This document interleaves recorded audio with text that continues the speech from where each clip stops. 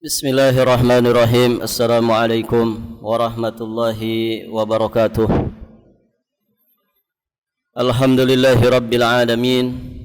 Wabihi nasta'inu ala umuri dunya waddin.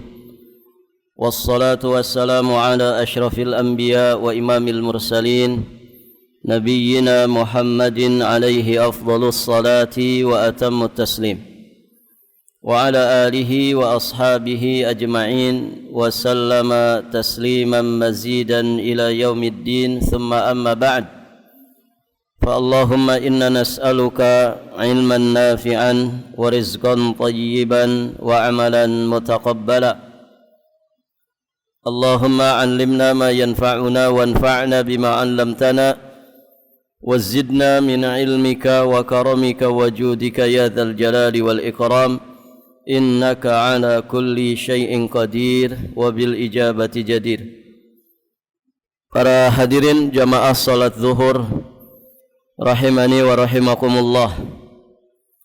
Alhamdulillah, pada kesempatan ini insyaallah taala kita akan melanjutkan pembahasan kitab adab dan akhlak penuntut ilmu, dan kita masih di bab yang ke-6 berkaitan dengan adabut talib ma'a nafsih, adab seorang talibul ilmi terhadap dirinya sendiri. 2 poin sudah kita bahas. Yang pertama, seorang talibul ilmi hendaknya dia mengetahui dan meyakini ilmu itu adalah ibadah, bahkan merupakan ibadah yang paling agung. Kemudian poin yang kedua yang sudah kita bahas, seorang talibul ilmi hendaknya memperhatikan pendidikan jiwa dan juga pensuciannya, karena untuk itulah ilmu itu dipelajari, untuk itulah ilmu itu dicari. Bagaimana kita selalu membersihkan jiwa kita dari segala kotorannya, karena nanti yang akan selamat menghadap Allah adalah orang yang membawa qalbun salim, hati yang selamat. Para jamaah sekalian yang dirahmati Allah, selanjutnya kita akan bahas poin yang ketiga dari adab talibul ilmi terhadap dirinya sendiri. Berkata muallif hafizahullahu ta'ala, seorang talib semestinya seharusnya mengikuti dan meneladani para sahabat Rasulullah sallallahu alaihi wasallam. Yang dimaksud adalah wajib bagi kita semua mengikuti manhaj as-salafus saleh, yakni metode beragamanya para sahabat, baik dari sisi keyakinan, dari sisi akhlak, dari sisi muamalah, harus sesuai dengan petunjuk Allah, petunjuk Rasulnya, kemudian petunjuk para sahabat Nabi sallallahu alaihi wasallam. Sebagaimana Allah Subhanahu wa taala memerintahkan kita semua untuk ini. Allah perintahkan kita mengikuti jalannya as-sabiqunal awwalun minal muhajirin wal ansar. Yang dimaksud adalah para sahabat. Allah Subhanahu wa taala memerintahkan kita untuk mengikuti jalannya orang-orang beriman. Mereka dipuji oleh Allah Subhanahu wa taala sebagai sebaik-baik manusia, sebaik-baik umat. Kuntum khairu ummatin ukhrijat linnas ta'muruna bil ma'ruf wa tanhauna 'anil munkar. Rasulullah menyebut mereka sebagai khairul qurun, generasi terbaik dari umat ini. Baik, para jamaah yang dirahmati Allah, di dalam Al-Quran Allah jelaskan, diantaranya di surat An-Nisa ayat 115, kemudian At-Taubah ayat 110, dan juga ayat-ayat yang lainnya yang memerintahkan kita untuk mengikuti cara beragamanya para sahabat Nabi sallallahu alaihi wasallam.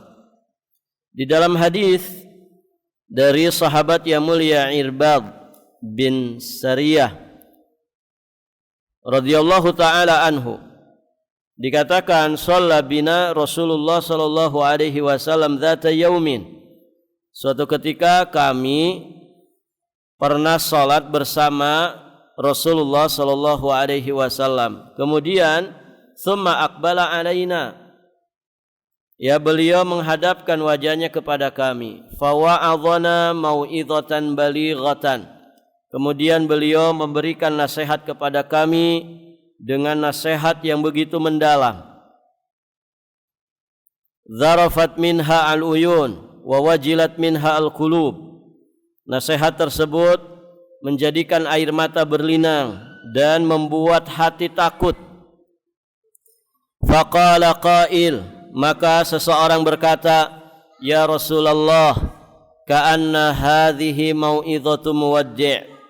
Wahai Rasulullah, nasihat ini seakan-akan adalah nasihat dari orang yang akan berpisah. Nasihat terakhir dari orang yang akan berpisah. Maka kemudian para sahabat memanfaatkan kondisi tersebut dengan mengatakan, famadza ta'hadu ilaina, maka apa yang engkau wasiatkan kepada kami. Jadi para sahabat meminta kepada Nabi sallallahu alaihi wasallam untuk diberikan wasiat. Faqala usikum bitaqwallah, aku wasiatkan kepada kalian agar bertakwa kepada Allah. Ini tentunya wasiat awwalina wal akhirin, wasiat orang-orang yang dahulu juga orang-orang belakangan, begitu ya. Wasiatnya Allah, wasiatnya para nabi dan rasul, secara khusus adalah nabi kita Muhammad sallallahu alaihi wasallam.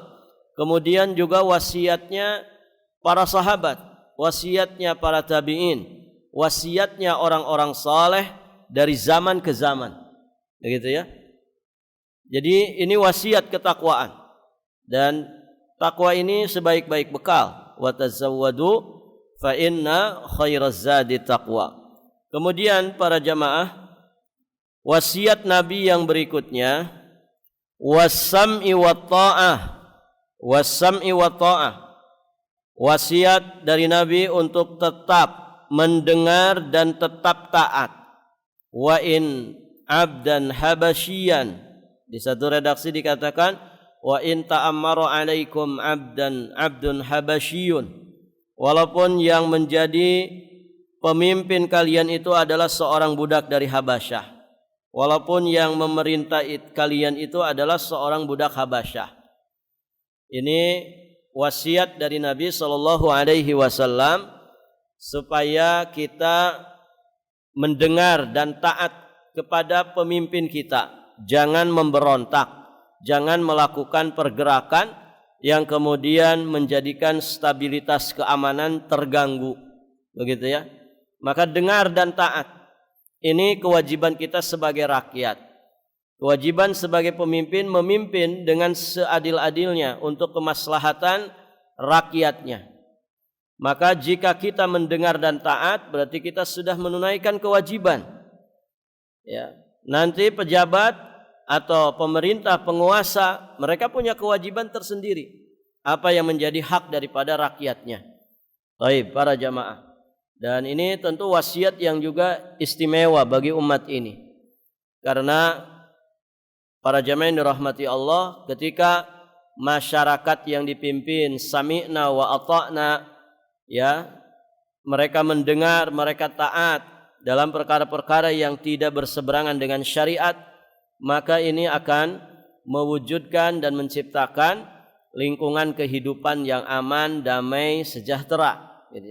Beda dengan ketika orang itu melepaskan, masyarakat itu melepaskan ketaatannya kepada para pemimpin, maka ini akan terjadi kekacauan di mana-mana. Padahal para jamaah, zalimnya pemimpin, ya, itu akan lebih mending ketimbang para jamaah yang dirahmati Allah tidak ada kepemimpinan di dalam kehidupan kita. Ya gitu. Maka ada ungkapan di sebagian para ulama, ya, 1 hari bersama dengan pemimpin itu lebih baik daripada 100 tahun tanpa ada pemimpin. Masya Allah. Artinya saking besarnya peran mereka. besarnya tanggung jawab mereka, sampai-sampai kita diperintah untuk mendengar dan taat. Karena di situ kemaslahatan, di situ keamanan. Para jamaah yang dirahmati Allah, bisa dibayangkan kalau di sekitar kita ini enggak ada orang yang memimpin, begitu ya? Kira-kira gimana kehidupan? Kacau enggak? Enggak usah skala negara lah. Sekarang di rumah tangga saja nggak ada pemimpin, mau kayak apa? Ini skupnya kecil, rumah tangga yang mungkin cuma 2, 3, paling banyaknya mungkin 8 orang. Ketika tidak berjalan yang namanya kepemimpinan, maka rumah tangga itu pasti rusak, begitu ya? Atau ada 2 kepemimpinan misalkan, istri juga nggak mau kalah sama suaminya, sama-sama ingin memimpin. Bahkan dia ingin memimpin suaminya sendiri. Ada nggak ikhwan? Di dalam rumah tangga, ya, suami dipimpin istri, bertekuk lutut, ya. Jadi suami itu ada di bawah ketiaknya istri. Ya. Saking apanya? Saking tidak berkutik di hadapan istrinya. Jadi yang mimpin rumah tangga itu istrinya. Rusak nggak kira-kira? Rusak. Ya, makanya ada istilah suami takut istri. Nah, ini rusak. Kalau di tempat kerja wibawanya luar biasa, ya, di depan bawahan-bawahannya, di depan anak buahnya. Ternyata ya di rumah dia di bawah kendali istrinya, nggak punya wibawa lagi. Ya. Nah, jangan sampai seperti itu, rusak.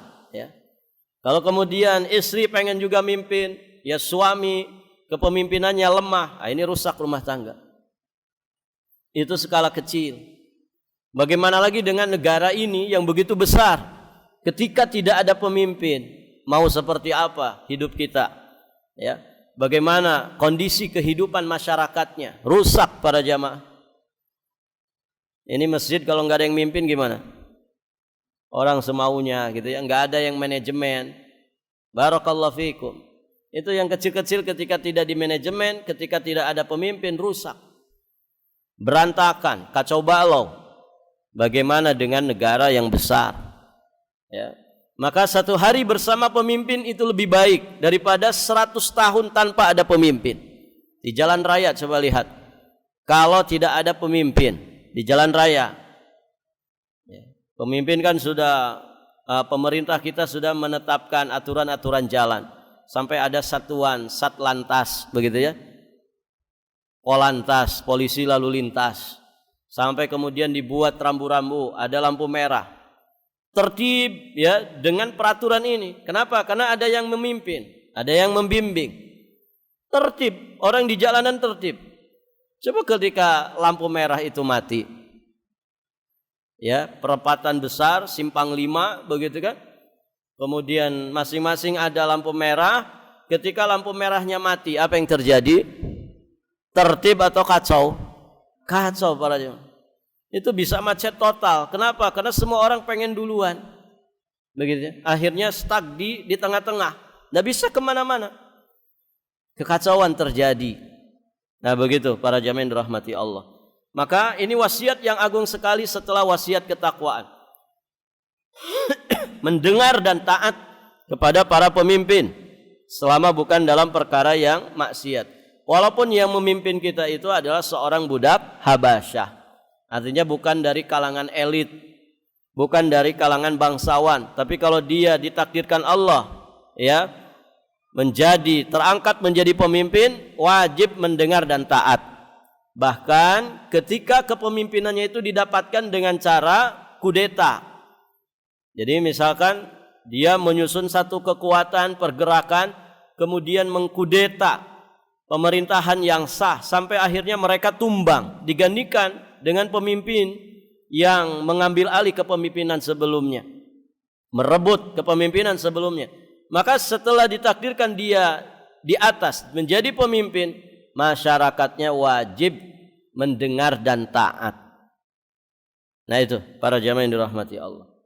Kemudian Nabi di sini mengingatkan, fa innahu man ya'ish minkum ba'di fasayara ikhtilafan katsira fa alaikum bisunnati wa sunnatil khulafa'ir rasyidin al mahdiyyin tamassaku biha wa 'addu 'alaiha bin nawajid wa iyyakum wa muhdatsatil umur fa inna kulla muhdatsatin bid'ah wa kulla bid'atin dhalalah. Kata Nabi sallallahu alaihi wasallam, sungguh orang yang masih hidup di antara kalian sepeninggalku, maka dia akan melihat perselisihan yang sangat banyak. Terbukti enggak apa yang disampaikan Nabi ini? Terbukti. Fitnah terjadi setelah wafatnya Rasulullah sallallahu alaihi wasallam. Fitnah orang murtad, fitnah orang-orang yang tidak lagi mau bayar zakat, begitu ya. Dan demikian para jamaah, wafatnya seorang yang mulia di sisi Allah itu musibah bagi umat. Pewaris para nabi itu ulama. Ya. Kalau wafatnya ulama itu menjadi musibah bagi umat, bagaimana lagi kalau wafatnya Rasulullah sallallahu alaihi wa alihi wasallam? Itu musibah besar bagi umat. Wafatnya seorang ulama, ya, itu musibah bagi umat. Artinya Allah pasti akan banyak menguji kita dengan beragam macam fitnah yang terjadi. Fitnah perselisihan para jamaah itu banyak sekali muncul ke permukaan setelah ulama-ulama besar ini pada meninggal dunia. Ketika mereka dulu masih pada hidup, Masya Allah para jamaah, kondisi aman-aman saja. Ya, tidak ada satu murid kemudian mentahdir murid yang lain, guru mentahdir guru yang lain, tidak ada. Gitu ya. Tapi ketika para jamaah yang dirahmati Allah, Syekh Al-Albani meninggal dunia, Syekh bin Bas meninggal dunia, Syekh Muhammad bin Shalih Al-Utsaimin meninggal dunia, Syekh Muqbil bin Hadi Al-Wadi'i, ulama di negeri Yaman meninggal dunia. Ini perselisihan terjadi di mana-mana, ya. Dan itu sebagai bukti bahwa wafatnya seorang alim itu sesungguhnya menjadi ujian, menjadi musibah bagi umat Islam. Taib. Maka di sini petunjuk dari Nabi.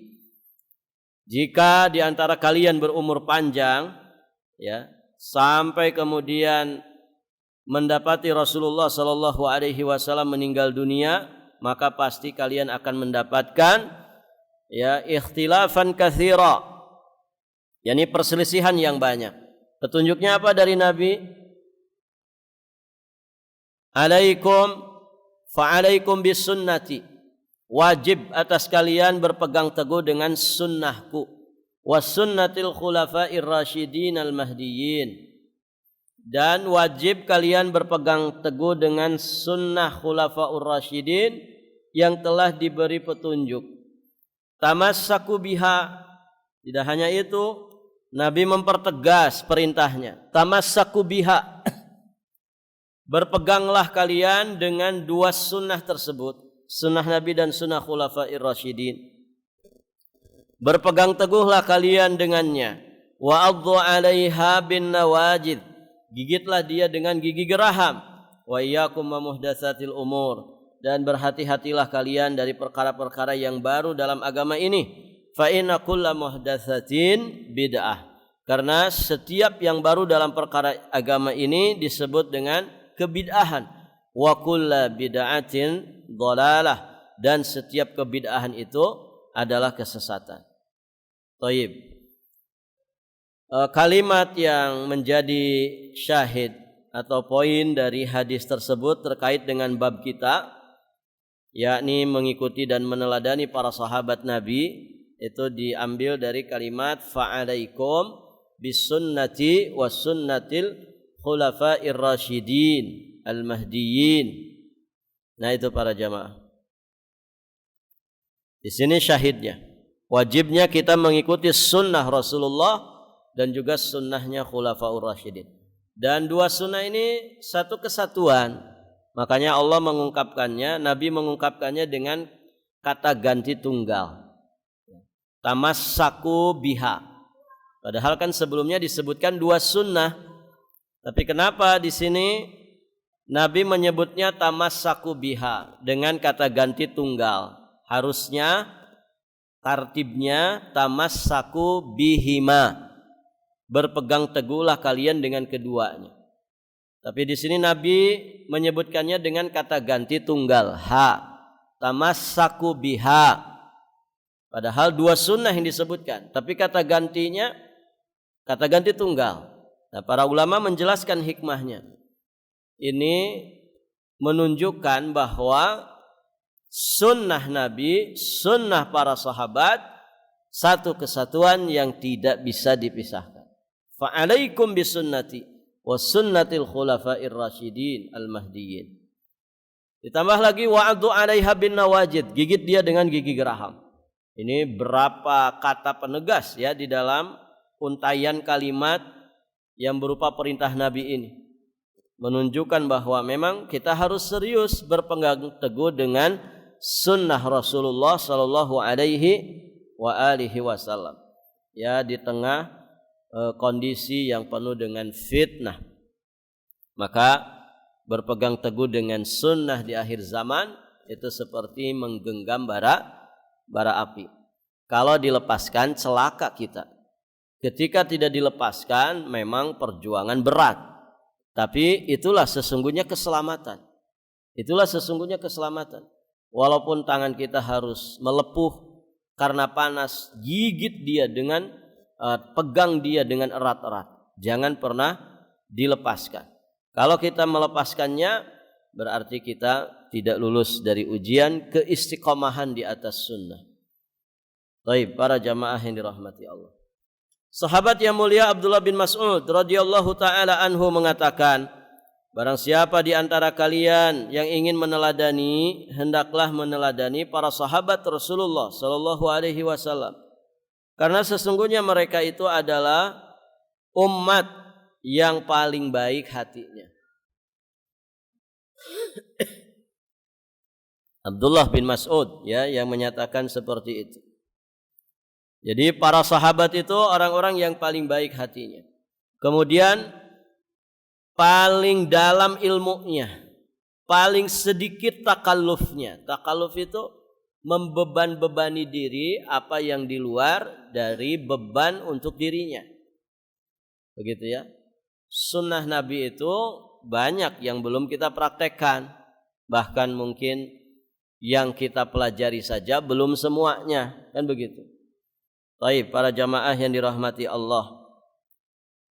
Maka jangan kemudian memberat-beratkan diri melakukan hal-hal yang lain yang dianggap baik padahal tidak pernah datang keterangannya, tidak pernah datang contohnya dari Rasulullah sallallahu alaihi wasallam dan juga para sahabatnya. Artinya tidak usah kreatif di dalam sesuatu yang tidak ada petunjuknya. Begitu. Tugas kita itu ittiba. Ya, sami'na wa ata'na, mengikuti apa yang disampaikan oleh Allah dan Rasulnya berdasarkan Al-Quran dan juga Sunnah dengan pemahaman yang baik dan benar, dengan pengamalan yang baik dan benar pula. Baik para jamaah. Jadi mencukupkan diri dengan itu. Ittabi'u wa la tabtadi'u faqad kufitum. Ini makalah yang lain dari sahabat Abdullah bin Mas'ud. Ikutilah, jangan kalian mengadakan perkara-perkara baru. Faqad kufitum, itu sudah cukup bagi kalian.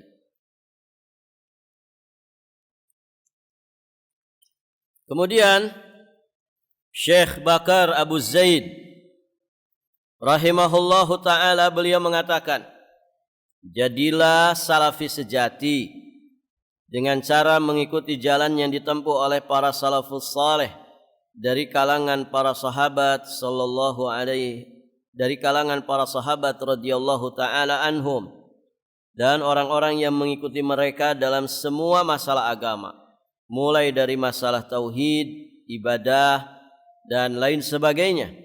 Tetaplah konsisten untuk mengikuti sunnah Rasulullah sallallahu alaihi wasallam dan merealisasikannya dalam kehidupanmu. Dan jauhilah perdebatan. Jangan mempelajari ilmu kalam, jangan mempelajari ilmu filsafat serta segala hal yang mendatangkan dosa. Jagalah dirimu dari hal-hal yang akan menghalangi dirimu ya dari syariat Allah Subhanahu wa taala. Masyaallah para jamaah. Ini nasihat dari Syekh Bakar Abu Zaid untuk mengikuti cara, metode, pemahaman dan juga pengamalan beragamanya para sahabat Nabi sallallahu alaihi wa alihi wasallam. Karena mereka ini memiliki keistimewaan tertentu. Taib. Jadi itu dalam semua bidang ya. Mengikuti mereka dalam semua bidang, akhlaknya, ibadahnya, muamalahnya dan akidahnya. Imam Az-Zahabi yang wafat di tahun 748 rahimahullahu taala, beliau berkata, telah sahih dari Imam Ad-Daruqutni yang wafat di tahun 385 Hijriah, bahwa beliau berkata, tidak ada sesuatu yang lebih aku benci daripada ilmu kalam. Aku, yakni Imam Az-Zahabi, aku katakan, kata Imam Az-Zahabi, padahal beliau belum pernah belajar ilmu kalam dan perdebatan, serta belum pernah mendalaminya, akan tapi beliau itu adalah salafiyul madhab, ya. Beliau itu adalah seorang yang salafi. Taib, para jamaah yang dirahmati Allah. Jadi ciri ya orang itu lurus ya di dalam beragama, dia tidak mempelajari ilmu kalam, filsafat, ya. Ilmu gajah buntung. Fil itu gajah, sapat itu buntung. Taib, para jamaah. Dan nggak ada ujungnya ya. Filsafat itu bikin orang puyeng aja. Nggak ada ketentuan bakunya. Filsafat hanya menghabiskan usia, menghabiskan waktu, menghabiskan tenaga. Dan ujung-ujungnya biasanya menyimpang. Orang semakin mendalam dalam ilmu ini, semakin menyimpang, para jamaah. Maka ya jangan dipelajari. Nggak ada faidahnya. Kalau di masa para ulama dulu itu ditakzir. Ya, orang-orang seperti itu yang mempelajari ilmu kalam itu diarak ya di kampung. Ya, artinya dibuat mereka itu jerak ya supaya meninggalkan ilmu kalam. Cuman sayang ya, banyak sekali di negeri ini, di kampus-kampus itu mesti ada pelajaran filsafat. Ya tidak? Dulu antum kuliah ada pelajarannya. Bahkan wajib kalau nggak salah 2 semester pertama. Hatta di sekolah-sekolah tinggi Islam itu juga gitu. 2 semester pertama itu wajib belajar ilmu filsafat. Modelnya juga begitu. Nggak ada definisi bakunya apa filsafat itu. Kemudian di dalamnya juga nggak ada ketentuan yang baku, ilmu yang valid, nggak ada. Gitu ya. Semuanya hanya permainan akal, begini dan begitu. Nasallallahu al-afwa wal afiyah wassalam. Kata Imam Az-Zahabi, amanah bagian daripada agama, ketelitian termasuk bagian daripada kepandaian. Adapun orang-orang yang hafiz, menguasai Al-Quran dan hadis, hendaknya dia adalah orang yang bertakwa, pandai menguasai ilmu nahwu, bahasa Arab, bersih hatinya, dia punya sifat malu, dan dia seorang yang mengikuti manhaj salaf. Nah itu, para jamaah yang dirahmati Allah, Imam Az-Zahabi ya menjelaskan tentang karakteristik thalibul ilmi, orang yang diberi pemahaman ya hafalan dari Al-Qur'an dan juga hadis. Lihat adab terkait dengan dirinya, di sini dikasih font yang ditebalkan. Dia mesti bertakwa, pandai menguasai ilmu nahwu. Nah begitu. Jadi thalib ilmi yang sesungguhnya itu harus belajar ilmu bahasa Arab, begitu ya. Makanya kalau kita lihat di pesantren-pesantren itu ilmu yang sangat mendasar itu ilmu-ilmu alat, gitu ya. Kalau kita ngaji seperti ini kan ini sifatnya sudah matang kemudian disampaikan, gitu. Nah, kalau untuk mendalam maka orang belajar bahasa Arab, harus belajar bahasa Arab. Karena dengan belajar bahasa Arab dia akan sangat mendalam, punya pondasi yang kokoh. Ya, untuk apa? Untuk dia paham ayat-ayat Al-Qur'an yang berbahasa Arab untuk dia mendalam di dalam hadis-hadis Nabi yang juga berbahasa Arab, dan dia bisa mengkaji dengan baik ya apa yang disampaikan para ulama terkait dengan ayat dan juga hadis, yang mana mereka menuliskannya, menjelaskannya menggunakan pengantar bahasa Arab. Nah, demikian para jamaah. Jadi ya harus semangat belajar bahasa Arab. Kita mengenal ilmu bahasa Arab ada berapa? Taunya kan cuma nahwu sharaf aja gitu. Padahal cabangnya banyak sekali. Ada ilmu imla, ada ilmu arud, ya ada ilmu balaghah, al-badi, al-mani, ya al-mani, al-bayan. Banyak sekali cabang ilmunya. Begitu ya. Tapi memang yang paling mendasar adalah ilmu nahwu dan sharaf, dan disebutkan di sini oleh Imam Az-Zahabi. Barakallahu fikum. Baik. Jadi sebetulnya orang Indonesia kalau mau belajar bahasa Arab, dia modalnya sudah banyak. Kata para pakar bahasa Indonesia itu diambil sekitar 60% dari bahasa Arab. Bahasa kita, bahasa Indonesia itu diambil 60%-nya, sekitar 60%. Bahkan tidak berlebih-lebihan ketika ada yang mengatakan 80% bahasa kita itu diambil dari bahasa Arab. Antum kalau mau kumpulkan tuh banyak sekali kalimat dalam bahasa kita itu aslinya bahasa Arab. Yang depan, yang belakangnya a dan t, at, itu biasanya dari bahasa Arab. Contoh apa? Keramat. Keramat itu bahasa Arab. Apa bahasa Arabnya? Karomatun. Karomah. Jadi keramat. Orang kita nyebutnya keramat. Apalagi? Yang belakangnya at. Alamat. Ya kan? Rakyat. Rakyat itu bahasa apa? Bahasa Arab. Dari kata ra'iyah. Ra'iyah. Ada ra'in, ada ra'iyah. Ra'in itu pemimpin, ya. Kalau ra'iyah yang dipimpin, orang kita nyebutnya ra'yah. Rakyat. Jadinya rakyat. Hasil. Berapa hasilnya? Hasil itu bahasa apa? Bahasa Arab. Masjid. Masjid bahasa apa? Bahasa Arab. Kita nyebut masjid kan masjid. Masjid. Madrasah. Alamat. Alamat antum di mana? Alamat. Alamatun. Itu bahasa Arab. Apalagi? Banyak sekali. Wakil. Wakil itu bahasa apa? Bahasa Arab. Malaikatun. Orang kita nyebutnya apa? Malaikat. Apalagi? Nabiyun, nabi. Rasulun, rasul. Semua dari bahasa Arab. Nah itu para jamaah yang dirahmati Allah. Kopiah ini. Orang kita nyebutnya kopiah. Itu kan dari bahasa Arab. Qafiyatun. Bagian atas dari kepala. Bagian penutup bagian atas dari kepala. Qafiyah. Itu bahasa Arab. Banyak sekali.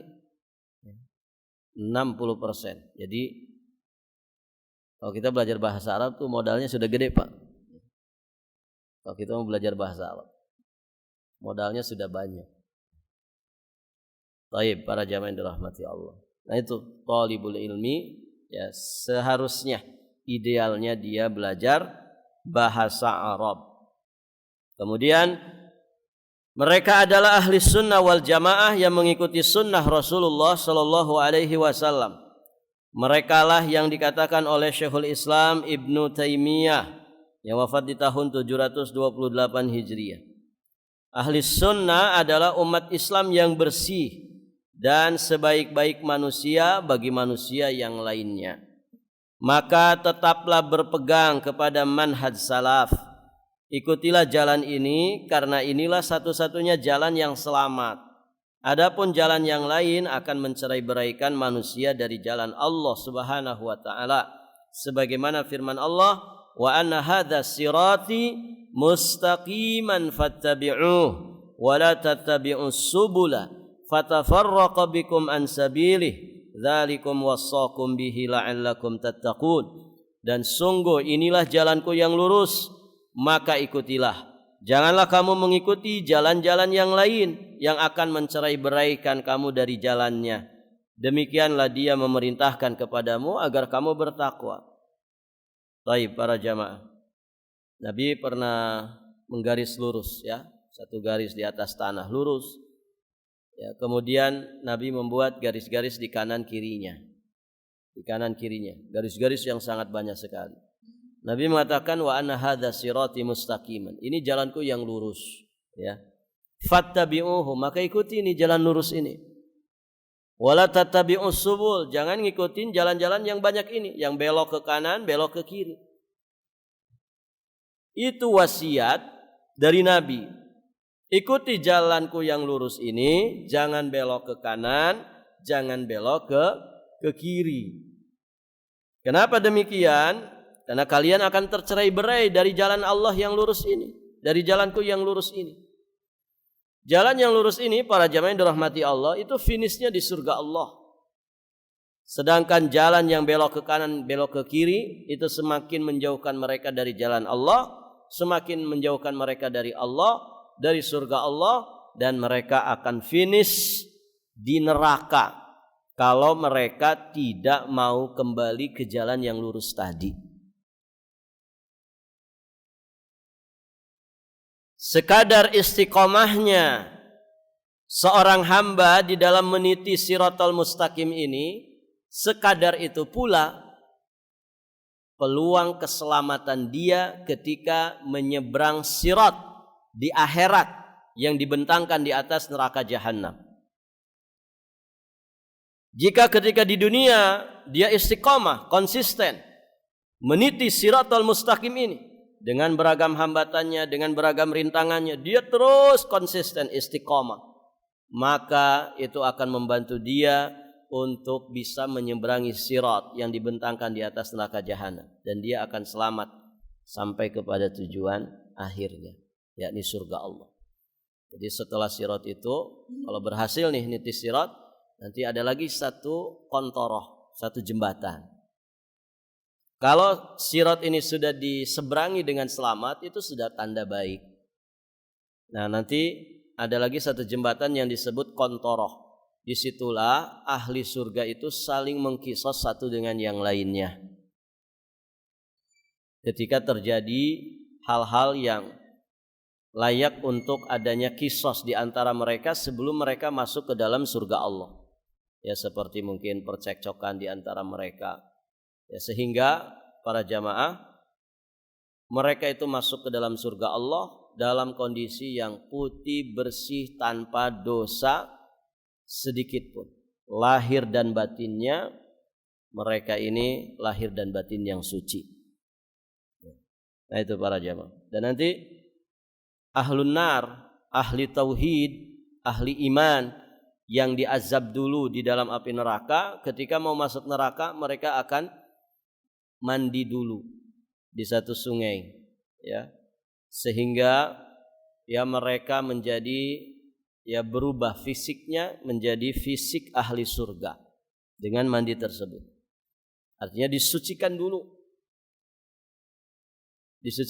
lahir dan batinnya di situ untuk kemudian masuk ke dalam surga Allah yang suci dalam kondisi yang suci juga, begitu ya. Makanya di surga nanti tidak ada lagi kotoran-kotoran hati.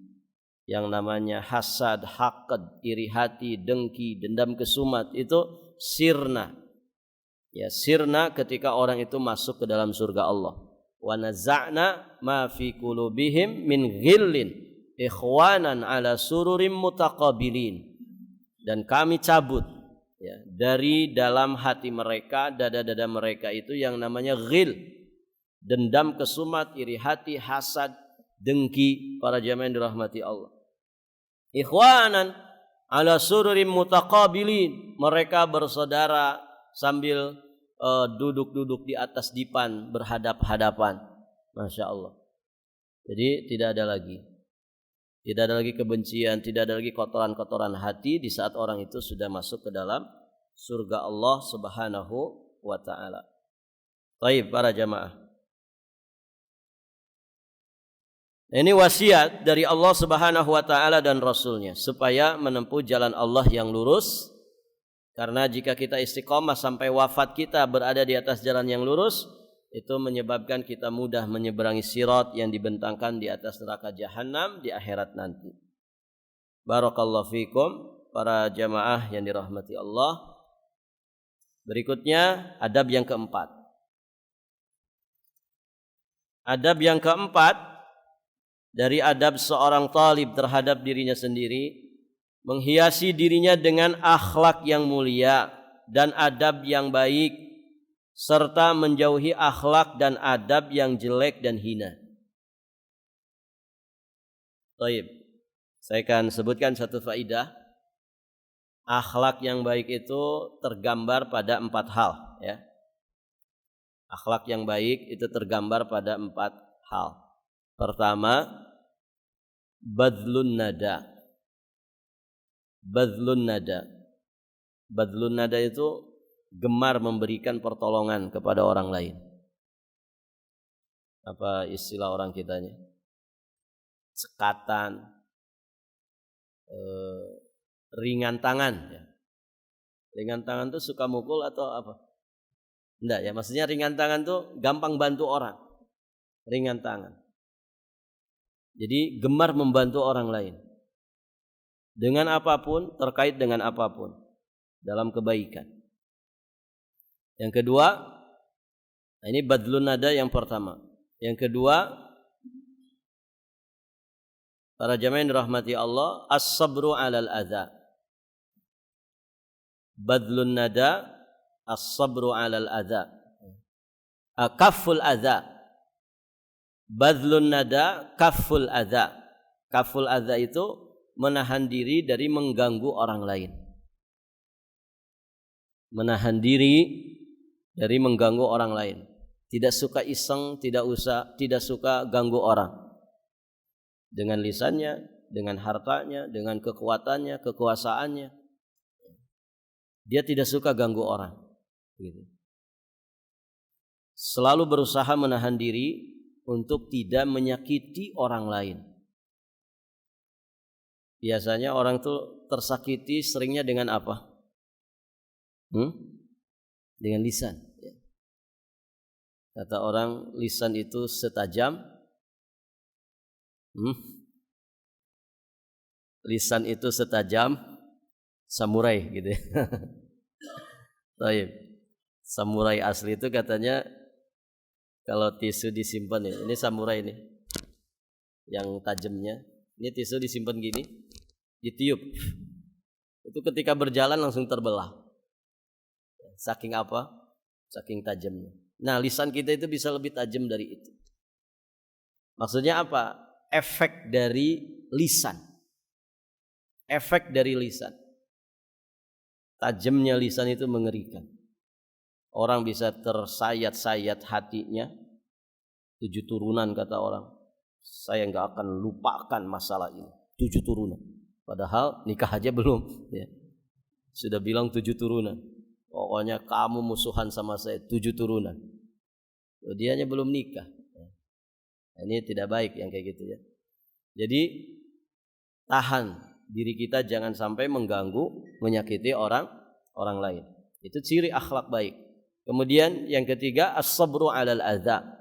Bersabar atas segala gangguan. Bersabar atas segala gangguan. Orang yang akhlaknya baik itu sabar.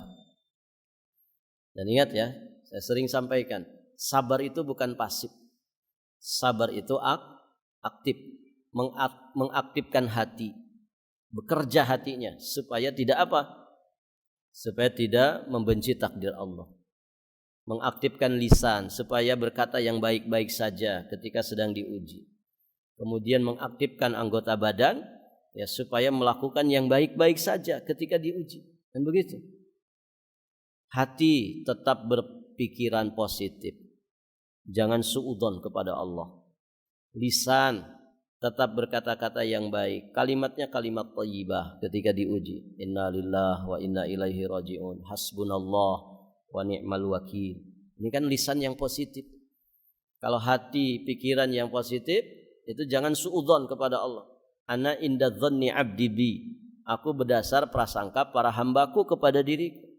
Kalau dia berpikiran buruk, buruk sangka kepada Allah, buruk akibatnya.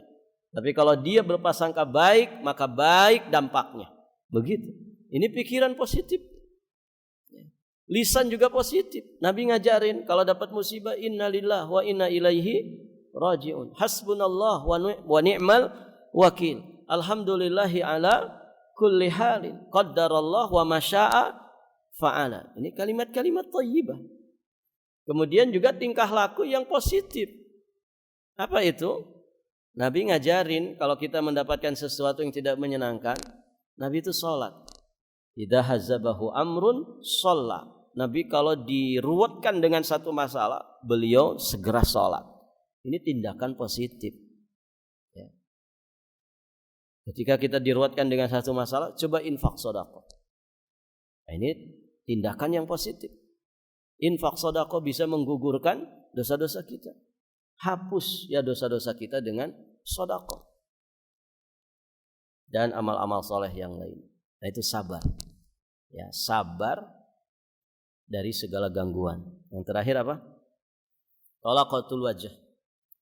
Talaqatul wajh itu selalu berwajah ceria, sumringah, murah senyum, tapi tidak senyum-senyum sendiri ya. Dia murah senyum, tidak ditekuk wajahnya. Sudah makanya ditekuk lagi, ya. Semakin mengkerut gitu ya. Nah begitu. Jadi tebar senyum, ya. Tebar senyum kepada orang, ya. Masya Allah. Ada orang itu ya punya tipikal wajah itu sedang biasa saja kayak sedang senyum gitu. Pernah nggak antum punya teman yang imut-imut wajahnya itu? Kalau lihat dia itu sedang tidak ngapa-ngapain saja kayak orang sedang senyum. Nah begitu para jamaah. Itu bersyukur sekali tuh. Dia kalau belajar senyum enteng banget. Nah ada tipikal-tipikal wajah yang serem-serem, sedap-sedap serem gitu ya. Maksudnya apa? Kelihatannya ditekuk. Padahal mungkin dia baik-baik saja. Nah orang yang modelnya seperti itu ya coba belajar. Belajar lebih bisa rileks wajahnya supaya dia gampang senyum kepada orang. Ya. Nah itu para jamaah yang dirahmati Allah.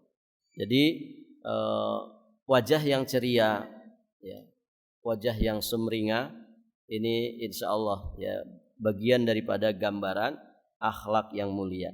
Dan sesungguhnya sebaik-baik orang itu adalah yang paling baik akhlaknya. Maka para tulabul ilmi lebih-lebih lagi dia seharusnya memiliki akhlak yang terbaik.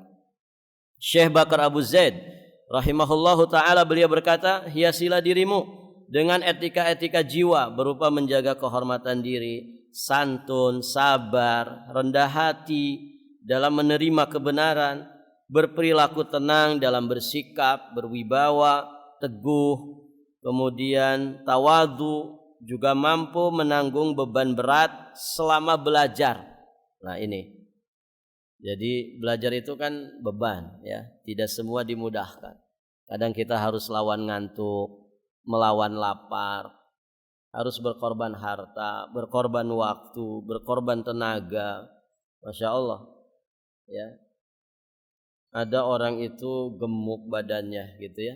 Ketika masuk pesantren itu hitungan bulan saja jadi kurus kerempeng gitu ya. Masya Allah. Artinya apa? Ada pengorbanan di situ, ada yang terkuras ya dari energinya. Tiap hari mungkin menghafal, ya tiap hari dengan kegiatannya, ya jadwalnya terlalu padat. 24 jam santri itu di pesantren, Masya Allah. Ya, mereka ya di lingkungan yang kondusif. Jadi demikian, sampai lemak-lemak di badannya terkuras semua. Artinya ini kan perjuangan. Ya. Lelah, letih, beratnya menghafal, memahami pelajaran. kadang juga mendapatkan tugas dari gurunya. Ya, Masya Allah, para jamaah yang dirahmati Allah. Nah ini harus betul-betul tahammul. Ya.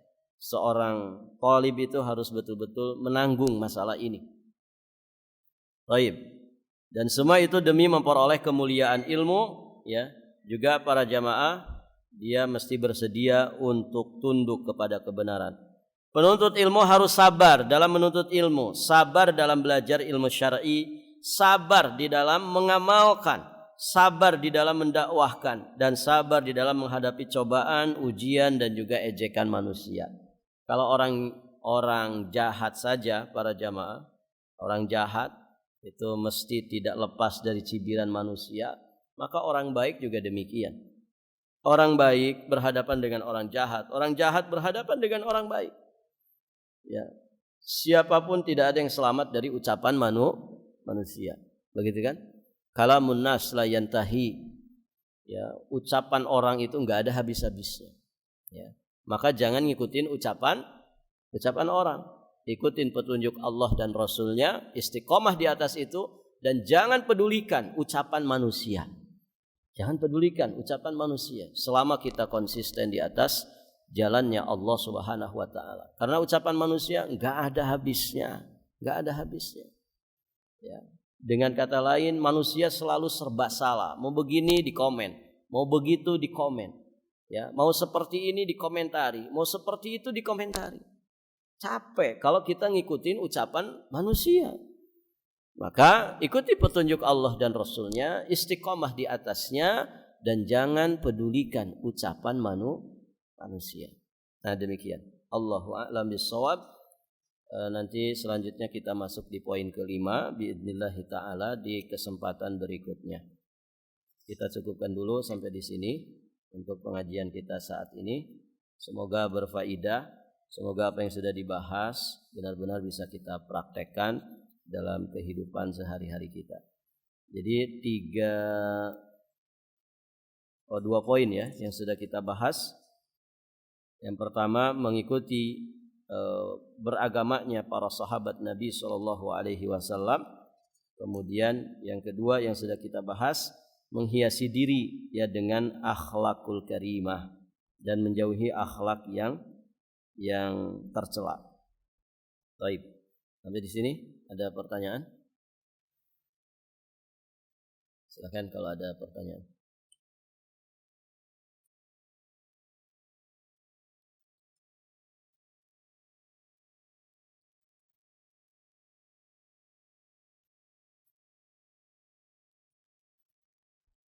Kita sudah separuh kitab ya, alhamdulillah. Dulu mulainya kapan ya? Perasaan sudah setengah lagi. Online dulu ya, dari online kan ya. Baik. Ada pertanyaan? Alhamdulillah, kalau tidak ada pertanyaan, kita cukupkan sampai di sini. Kita tutup dengan doa kafaratul majlis. Subhanakallahumma bihamdik, asyhadu an la ilaha illa anta astaghfiruka wa atubu ilaik. Assalamualaikum warahmatullahi wabarakatuh.